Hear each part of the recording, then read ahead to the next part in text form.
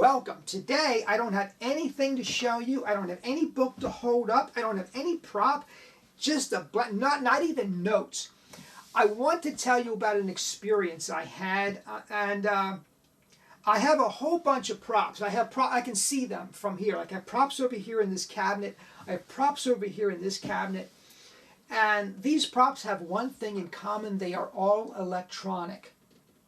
I have a bag that you can put marbles in, and people can take the marbles out. One of the marbles is black, the others are white. People take the marbles out, and I can tell theoretically which person took the black ball without ever touching the bag, without ever coming near the spectators. Allegedly, I can tell. I have another prop that if I hand someone a clipboard, they can write on the clipboard and I can see what they've written. I have another prop that's an antique bell, and the bell will ring by itself on command. I also have like a hotel desk bell that rings on command as well. What all these props have in common is that they're electronic. They work on a radio wave sequence. Now,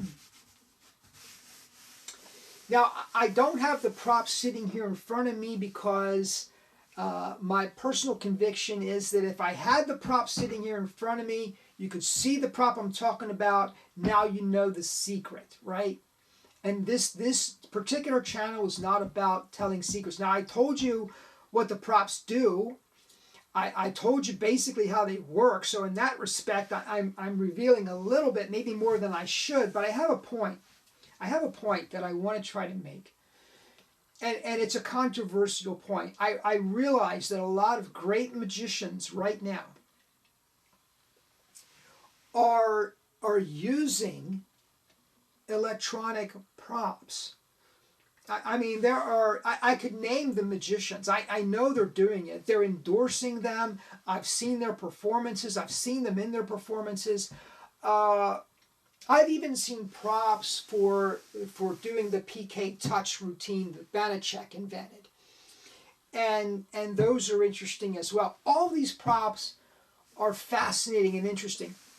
I'm going to tell you that I have spent, if I added the money together that I've put into these props, it would go into the thousands, okay?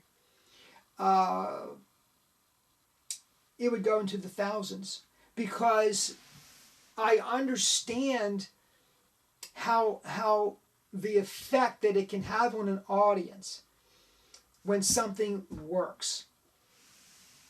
The problem is these props don't always work.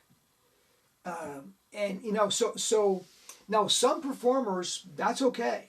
You know, they have backup plans. They've rehearsed what they're going to do when the prop fails, and it's good enough. It's almost like the in mentalism when you're using. I'm not going to say what again. I'm inhibited about revealing secrets, but there are times in mentalism when the odds are in your favor. And you play those odds, and when you hit it, it seems like it's ESP. I mean, it does, because there's no possible way you could have known. There's no possible way they could have known. You just hit it, and it's right. Now, there are times when you don't hit it. And in that case, your acting ability comes in, your ability to improv. You kind of move on, you do something else. The same thing can be said of electronic props. I'm here today to discourage you from purchasing electronic props.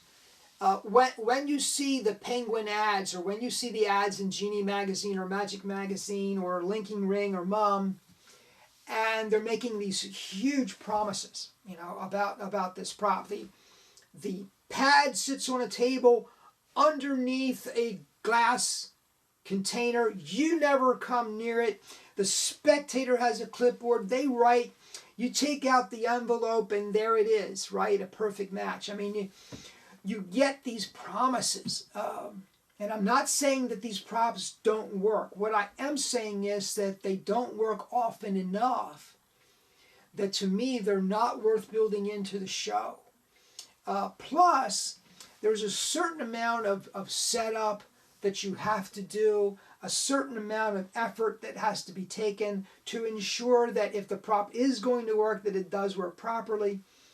And to me, it's just too much. I mean, people that get into mentalism, they often complain about one of some of the basic techniques that are referred to in 13 Steps to Mentalism or Practical Mental Effects. They read about the methodologies, and right away they're like, I can't do that. I don't want to do that. And again, I could give examples. Well, let me just give you some examples. For example, the Swami. People don't want to use the Swami because they're afraid they're going to get caught.